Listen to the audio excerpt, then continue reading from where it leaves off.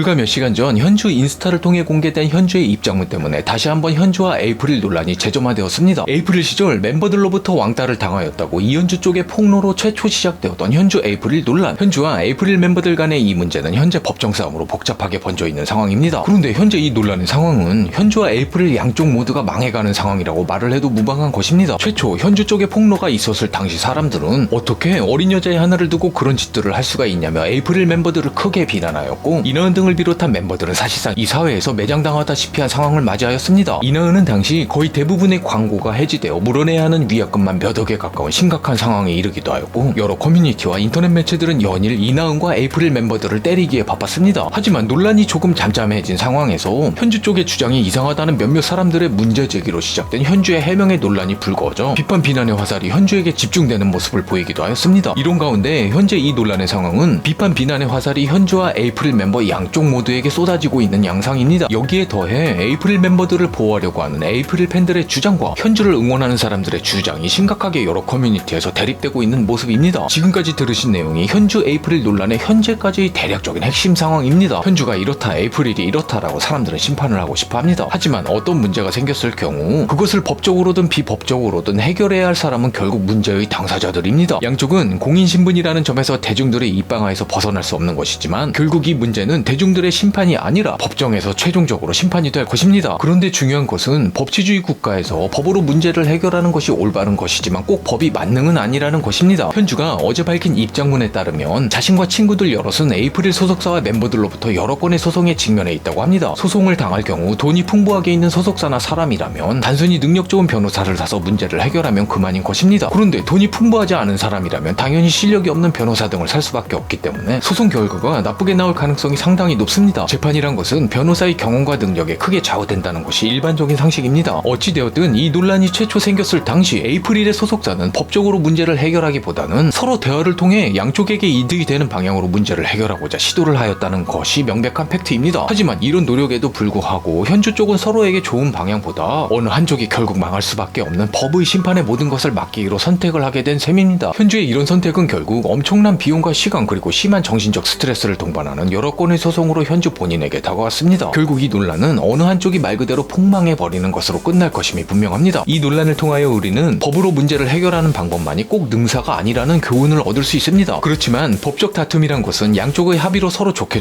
끝날 수 있는 것이기도 하기 때문에 현주 에이프릴 양쪽은 아직 모두 같이 살아날 수 있는 기회가 있는 것이기도 합니다. 현주 입장문 발표에 대해 여러분들은 어떻게들 생각하시나요? 시청해주셔서 감사.